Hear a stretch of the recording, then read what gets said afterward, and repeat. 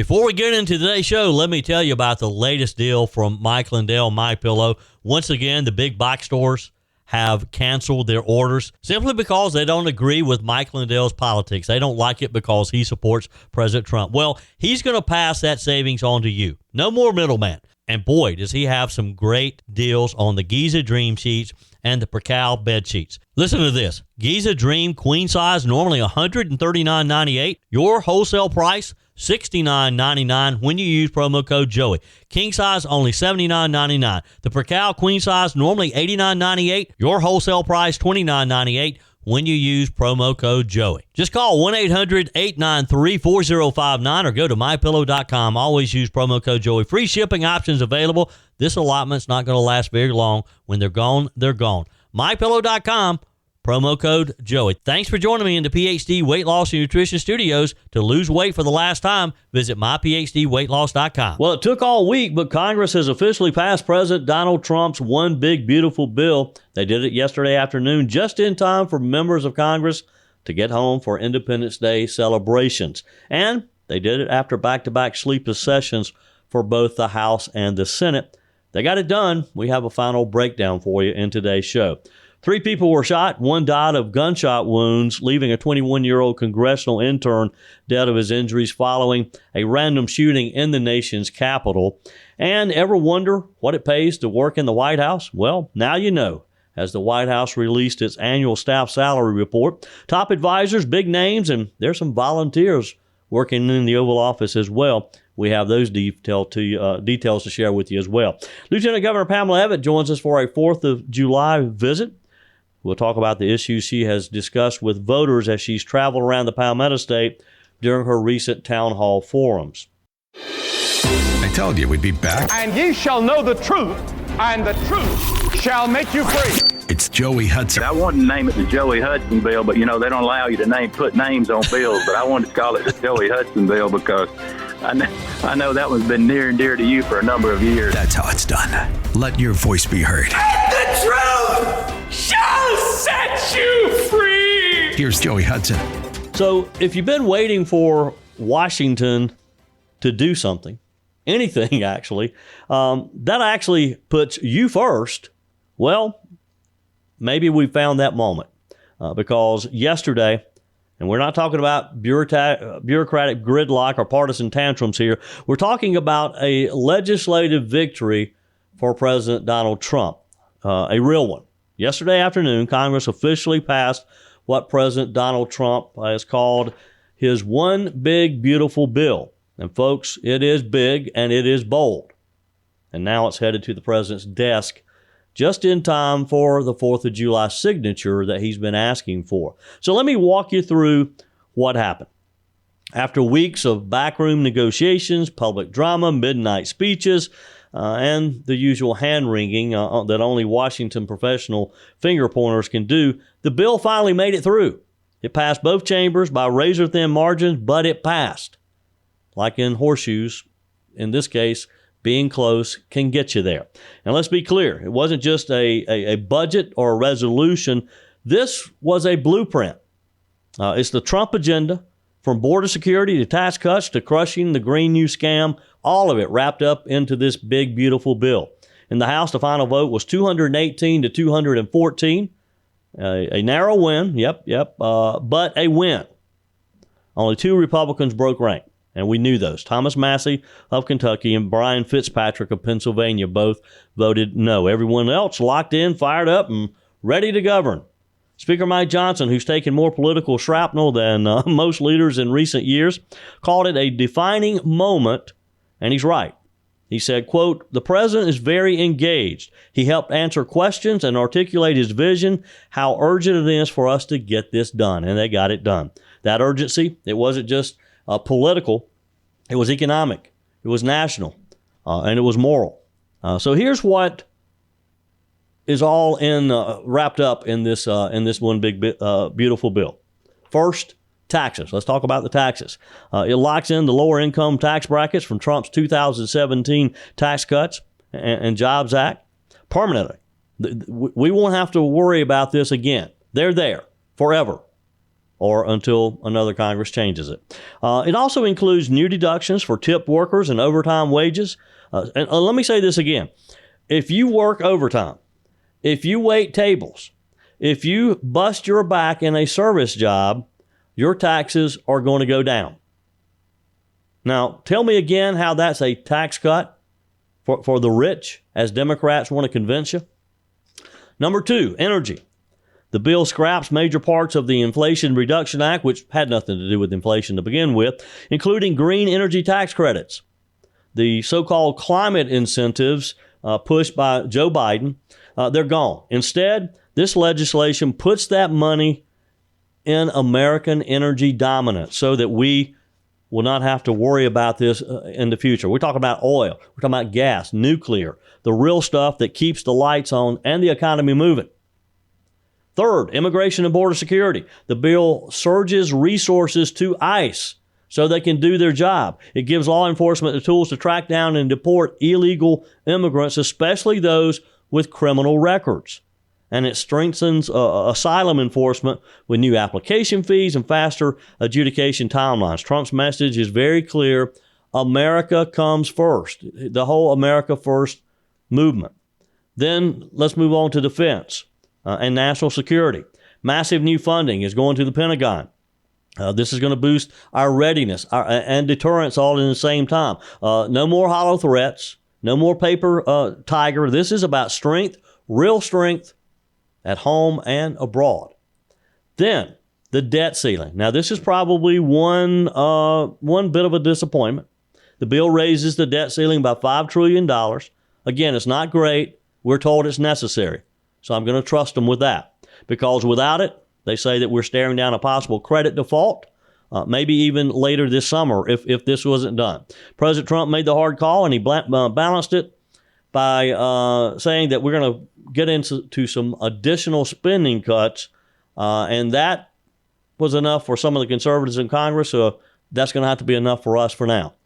6, social program reforms, and this is what we've been hearing the most of probably. This is where it gets real interesting because the bill imposes new work requirements for Medicaid and food assistance. So if you're an able-bodied adult, meaning you can work, you have no dependents, then you're going to have to go get a job or be looking for work to keep getting those benefits, because I don't want to keep working so you can have them and you can stay home and play video games. That's not being cruel. That's just common sense. All Americans need to pay their fair share. Of course, the left lost their minds on a lot of this. House Minority Leader, slip of the tongue there, Hakeem Jeffries called it a tax giveaway and blasted Republicans for debating the bill in the dead of the night. Quote, here, and this is what Hakeem Jeffries said: "If Republicans were so proud of this big, ugly bill, as he called it, why did debate begin at 3:28 a.m.? A good question. Well, Hakeem, maybe because they were working. Maybe because Republicans don't care if it means all-nighters. They're going to get the job done. Maybe because, unlike your party, Mr. Jeffries, they're willing to go without sleep. They're willing to potentially miss being home for Independence Day celebrations with their family, if it means putting America first, if it means saving our economy." The bill had some moments. It almost didn't make it. Wednesday, it was in a bit of limbo. 5 Republicans voted against debating it. 8 didn't vote at all. Behind closed doors, it looked like the whole thing might fall apart after the Senate sent it over to the House. But then President Trump did what he does best. He stepped in. He started the direct negotiations. He hits Truth Social. He posted this: "For Republicans, this should be an easy yes vote, ridiculous." He called out some of those Republicans who had voted no or who had not voted. And behind the scenes, we're told he worked the phones. He was on the phones talking to some of these members of the House. He talked directly to holdouts. He was making his case. And eventually, they came back to the floor and they voted. Speaker Johnson said Brian Fitzpatrick is a trusted friend and he had convictions about parts of the bill. But even with Fitzpatrick voting no, The rest of the GOP got in line. Let me tell you what this means practically and politically. The bill is going to shape the 2026 midterms. Possibly, this may be the highlight of Trump's second term because it's setting the stage. It's laying the foundation for more to come. It gives conservatives something to run on. And it delivers on a lot of the promises that President Trump made during the 2024 election. It also shows a unified Republican Party. Not perfect, not without some drama, but we got it done. They got it done when it was needed. They got into the fight, they had some compromises, and they passed real legislation, and that's the most important thing here, is to get it done for the American people, just like President Trump promised. So, the big, beautiful bill, just in time for 4th of July. I imagine there's going to be a lot of celebrating, and not just for Independence Day, at the White House. Joey Hudson here. America is facing a health crisis, and the answer isn't more meds. I lost over 30 pounds on the PhD weight loss plan without Ozempic or any weight loss shots. Don't settle for a lifetime of medication. GLP-1 injections like Ozempic help some people lose weight, but they come with side effects, high cost, and most gain it back when they stop. At PhD Weight Loss, we reveal Big Pharma's big secret. Your body already makes GLP-1, the appetite-fighting hormone. Our program helps your body make it naturally so you'll drop the pounds faster. With the PhD method, no side effects, no long-term risk, no rebound weight gain, just natural, lasting results, all without hunger or cravings. Right now, get a free body scan and personalized metabolic assessment. Discover your body's true potential without a shot. It's free and gives you the keys to your personalized plan. Do like I did and don't trade your health for a quick fix. Call now at 864-644-1900. That's 864-644-1900 or visit myphdweightloss.com, myphdweightloss.com. I've told you about several stories this week concerning trans in sports. There was a story of the cyclist, this man who is visibly looks like a man, who competed in the USA Cycle Championship, won it, beat out several women who had spent years of their life training, spent money traveling there. We're not told ahead of time that this man was going to be competing, and he won. It's really been a crazy time for women's sports these past few years. And we thought that this was over. We thought that maybe with the president signing an executive order basically banning men from women's sports, and with some of the leagues saying that they were going to take a closer look and changing their policies, we thought maybe this was on the way out. But yet we continue to hear these absurd stories.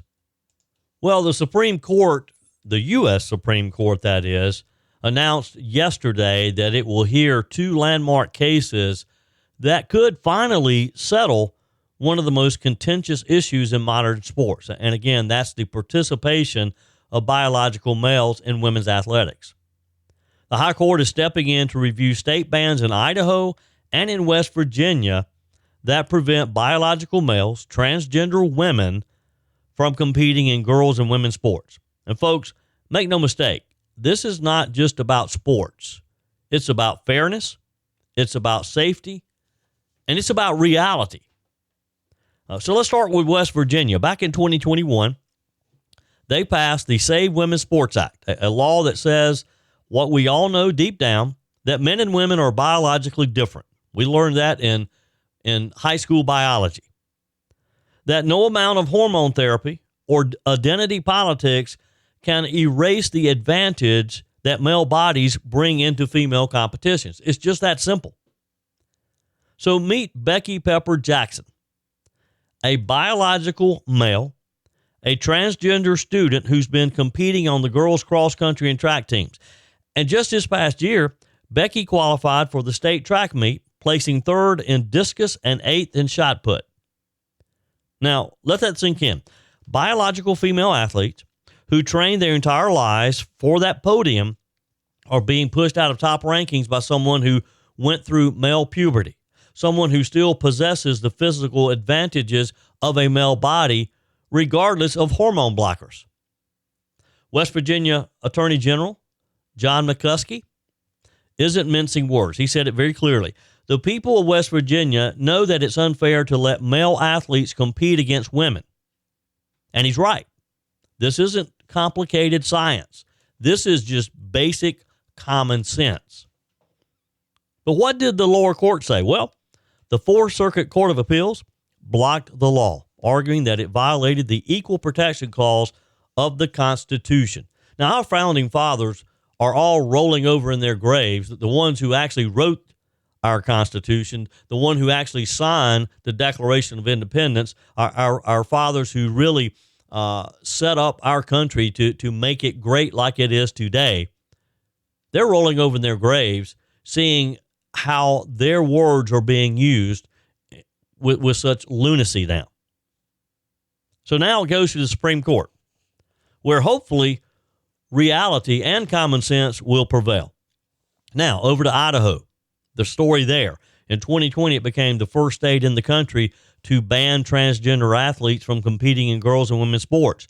That law got tied up in the courts thanks to a lawsuit from Lindsay Hecox, a transgender individual who wanted to run track at Boise State on the women's team. The Ninth Circuit Court of Appeals blocked Idaho's law too. So now the state has brought it before the highest court in the land as well. Idaho Attorney General Raul Labrador put it like this: for too long, activists have worked to sideline women and girls in their own sports. And let's be honest, he's right? He's absolutely right. This isn't about inclusion anymore. This isn't about equity and all those other DEI words. This is about erasure. Women fought for decades through the Title IX, through cultural resistance, to earn the right to compete with other women, to be seen, to be heard, to be champions in their own space. And now we're watching as those gains are systematically reversed under the banner of progress. And the absurdity continues. Just this last week, Planned Parenthood posted a series of social media posts that went viral. Their message: trans men are men and they need cervical cancer screenings too. I mean, this is laughable. This is ideological absurdity that we're fighting against. I mean, let's get real. You can't say trans men are men and then turn around and say, but don't forget your cervical cancer screening. Why? Because only biological women have a cervix. It's the same logic that collapses when you allow biological males to compete in women's swimming, wrestling, track, volleyball, soccer, or any other sports. And what's at stake with all of this? It's a lot more than just medals. It's a lot more than just competing in these sports. These women, again, a lot of them, they start when they're mere children competing. For example, swimmers. Have you ever had a swimmer in your life? These kids start swimming when they're at a very young age. Parents and whole families sacrifice so that these kids can get up at 5 a.m. in some instances and go practice before they go to school. And they do this for years with the goal of possibly going to the Olympics, with the goal of going to college and competing. And that's what we're talking about here. We're talking about college scholarships at stake. We're talking about huge opportunities in the sporting world at stake. But we're also talking about just simple fairness. Oh, and don't forget about safety, physical safety. I mean, there's stories, of course, of young women being injured in sports by a male. Because, again, males typically are stronger. You remember Leah Thomas, who kind of started the whole national conversation? The University of Pennsylvania transgender swimmer who took home a national championship after dominating the women's 500 freestyle in 2022, while ranked well outside of the top 400 when competing on the men's team.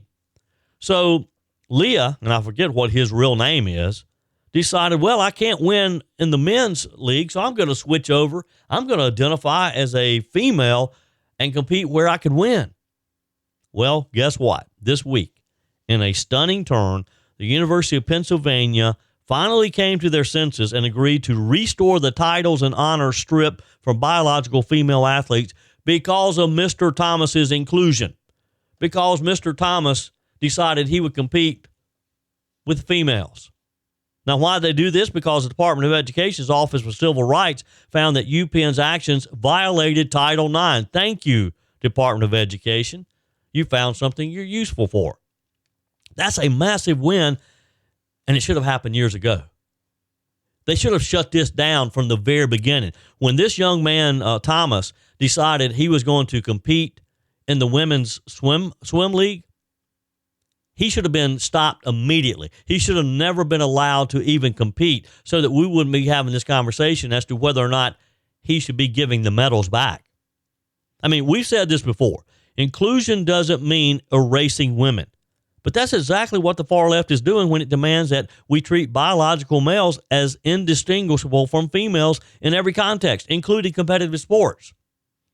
The Trump administration has been very clear from the beginning.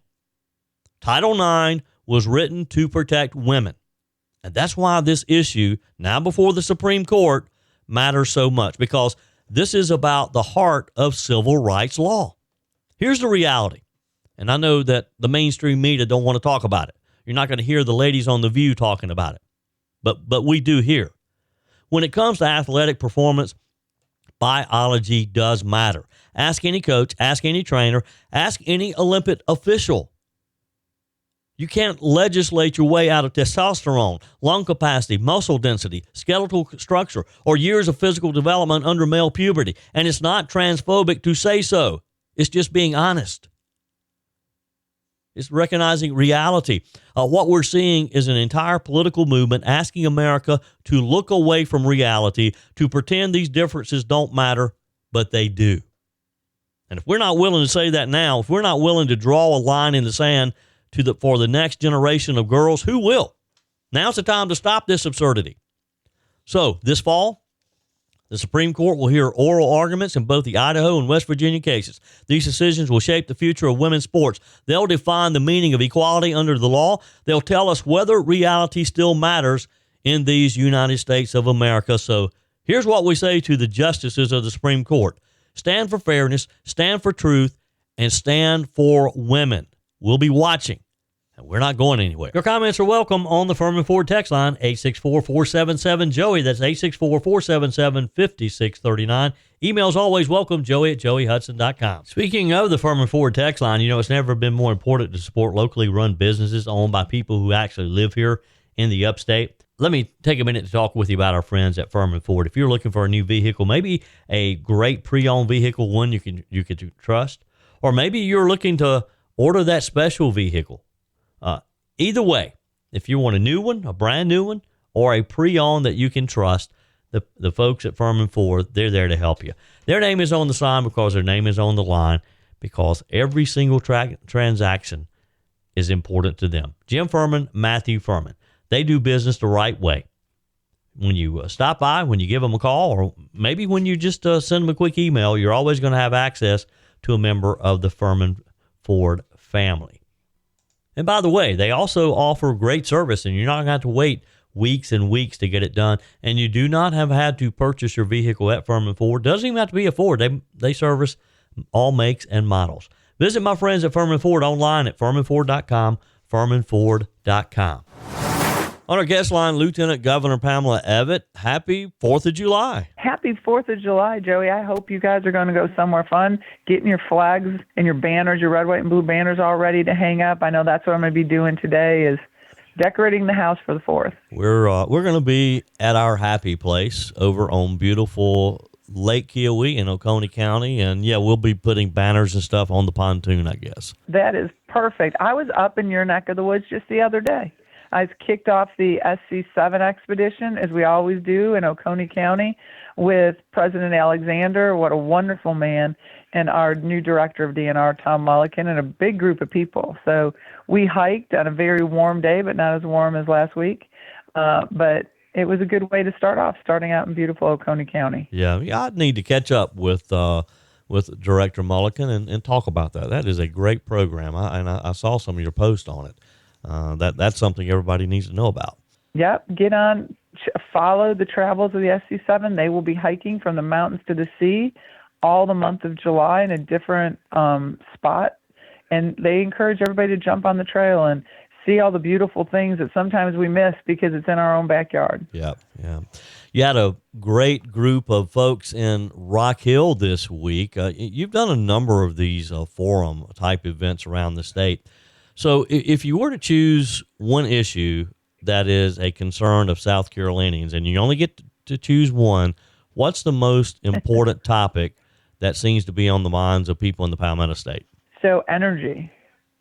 Shockingly, energy has popped up everywhere. People wanting to understand, what we're going to do about this energy issue. People are starting to feel it. The first time we brought it up, I think we talked about it with you in Greer, which was the very first kickoff of these forums. And it has been one thing, we've done them all over the state, every different region, and it's the one thing that pops up everywhere. Obviously, there's more localized issues that tend to come up, but that one comes up everywhere because I think everybody realizes that energy is a national security issue. If we're going to continue to grow and if we're going to try to keep our energy prices down, we have to make sure we have the capacity to do it. And so that's been a big topic everywhere. Yep. We didn't get to talk last week, and we had a big decision from the U.S. Supreme Court that will allow South Carolina to block Medicaid funds to Planned Parenthood. What's your response on that? Joey, that was a huge win. I say everybody owes a debt of gratitude to the governor and the attorneys out of our office, our governor's attorneys, because, the governor wrote an executive order. It got fought. It ended up getting argued in the Supreme Court because the governor refused to take no for an answer when he was told that, we weren't going to argue it. And when it came up, he said, then we're going to do it ourselves. And, Thomas and Grayson and the governor mounted an amazing defense on it. They flew up to Washington. They were there when it was heard in the Supreme Court. I'm really proud of what they've done. And it wasn't just a win for South Carolina. It was a win for the entire country. Yeah. People who don't believe that our tax dollars should go for abortion now know that they won't. And it got heard in front of the highest court in the land. And I say, when you see the governor, if life means something to you like it does to us, then thank him. Sure. Because he would not take no for an answer on that case being argued. Yeah. Lieutenant Governor Pamela Evette is with us today. Speaking of that, I know you're very involved with other lieutenant governors. I mean, do you believe that other states may take South Carolina's lead and exclude Planned Parenthood from their Medicaid programs? I do. We talk about that. I think red states will, Joey. I mean, it's definitely, when I'm at NLGA, it's a whole different set of issues, right? It's really kind of sad. You see it playing out on TV, especially like when it comes now to President Trump's One Big Beautiful Bill. They will fight whatever we're doing in a red state. But in red states where people just say, listen, fundamentally, I don't like abortion. Even the people, I think you have two kind of groups of people when you talk about abortion. You have the people that religiously feel that it's murder, right? That's where we sit. Then you have people that say, listen, I'm not going to get involved in other people's business.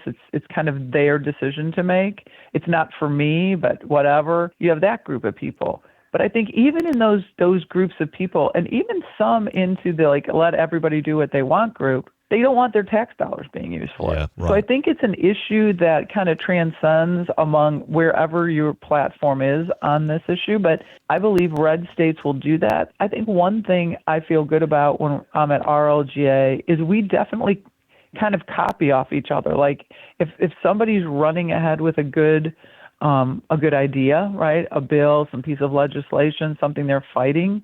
We kind of let that state take the lead, and when they win, then we can take it. So we're kind of working strategically to make sure we all take on issues that then we can get a ruling on that we can use in our state. So I feel good that we'll see that happening in more states now. Also last week, and look, when we miss a week, we get behind, don't we? I know we do. Also last week, Governor McMaster announced what he called the largest restructuring of state government in more than 30 years, of course, by merging 3 former state agencies into one, which is now known as the Department of Behavioral Health and Developmental Disabilities. Talk with us about that. So that was a huge win, since I've been in government, right? So it's I'm only in my 7th year. That's been the biggest thing I've seen. And we've talked about it. DOGE has become a very sexy term. Like, how do we run government efficiently? And every time you silo an issue like that, you create an entire bureaucracy and all the rules that go around that. And so what you have is, when you were talking about like disabilities, when you talk about mental health, and then you talk about substance abuse with DEOTUS, these things all kind of overlap. Yeah. But because they were their own department, it caused a lot of issues for South Carolinians that needed help. Right? Because you go from one department, you find out that that's not where you need to be. Now you start at the back of the line with the next. And in the meantime, your loved one, or you, if you're seeking help for yourself, find yourself in an emergency room multiple times. You're struggling for help, and heaven forbid, you become suicidal. And so by merging this together, first and foremost, we're streamlining government, which everybody talks about. That's another one of those top issues, right? DOGE. Sure. Making sure we're running efficiently, streamlining government. That's what this does. So it saves money. It provides a better service model to get help to South Carolinians. And we try to take some of the bureaucracy out of these departments, because if people are seeking assistance there, they are in real need. Yeah. And we want to make sure we get them the help that they need. Sure. Lieutenant Governor Pamela Evette, it's always a pleasure, of course, to have you. Have a wonderful 4th of July weekend, and we'll catch up again next week. Well, Joey, you be safe out there on the lake. Everybody, if you take to the water, if you take to the roads, please be safe. Lots of people will be traveling around. This is a great time of the year. And God bless this amazing country that we get to call our own. And God bless everybody out there. God bless our soldiers in uniform, because they are keeping us safe and keeping watch while we sleep. So say a prayer for them, for this wonderful country we get to enjoy. It's the day to remember. Absolutely. Continuing today's show as we wrap up this special 4th of July Day show. Hope you are having a great day so far. It's early, I understand. Hope you have big plans to celebrate our country's independence, and a good weekend plan. Some time with your family and friends.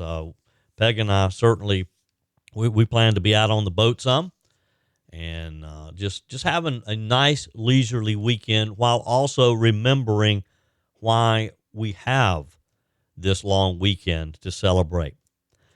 Have you ever wondered what it would pay to work in the White House? The Trump administration released its annual White House salary report yesterday. I have those details for you. First, a sad story out of our nation's capital. A Congressional intern, 21-year-old Eric Tarpinian Jacob, was fatally shot Monday night in the nation's capital. The incident occurred around 10:28 p.m. Near 7th Street Northwest. This young man was a student at University of Massachusetts Amherst. He succumbed to his injuries on Tuesday after being transported to the hospital Monday night after being shot. 2 others, an adult woman and a 16-year-old boy, were also injured and transported to local hospitals, we're told by local authorities. According to the Metropolitan Police Department, the shooting took place when several individuals exited a car and opened fire on a group of people. It seemed to be random. Authorities believe that this young man, Tarpinian Jacob, was not the intended target of the attack. But it's kind of scary to think about being in the nation's capital, what you would think to be the most secure city in the world, and something like this can happen. He was serving as an intern in the office of Representative Ron Estes from Kansas.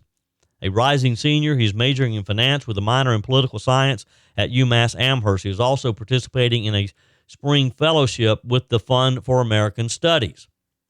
Representative Estes issued a statement remembering Tarpinian Jacob for his warmth and dedication, saying, "I'll remember his kind heart and how he always greeted anyone who entered our office with a cheerful smile.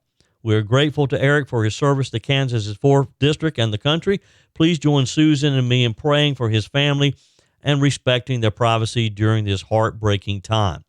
Friends of the young man also expressed their grief. Philip Peterson, a friend, described him as a very easygoing person to be around and shared his regret about not spending more time with him in D.C. Tarpinian Jacob was originally from Aberdeen, Mississippi, according to the Fund for American Studies. The Metropolitan Police Department is offering a $25,000 reward for information leading to an arrest and conviction in the case. Let's hope they find the person who did this. So the White House is probably the most exclusive place to work, you would think.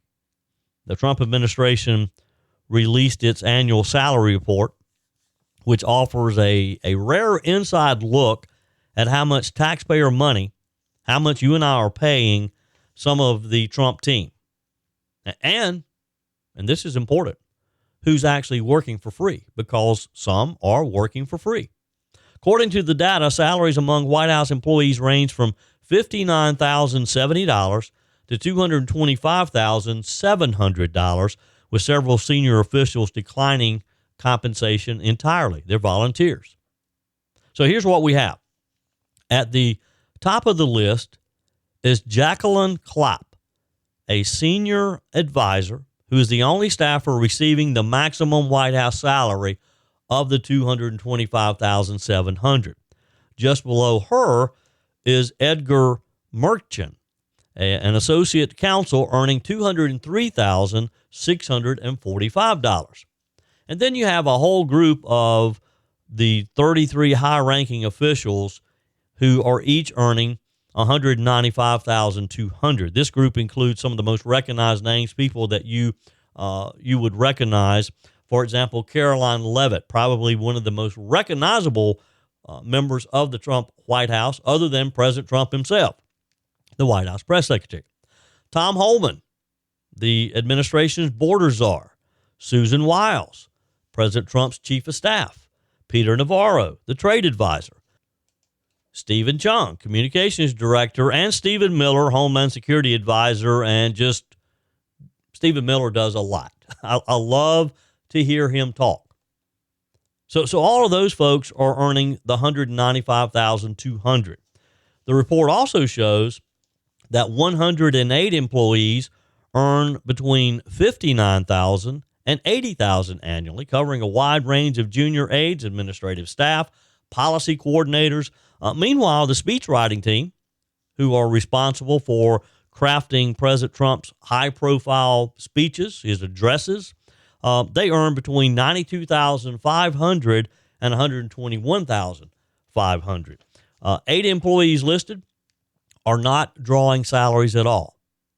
In some cases, this is due to existing compensation from other parts of the federal government. Some means that they're just volunteers. For example, Secretary of State Marco Rubio is serving as National Security Advisor without additional White House pay. He is paid at the State Department for his duties as a cabinet member. Steve Witkoff, a special envoy for Trump's Middle East policy, receives his pay through the State Department as well, not through the White House.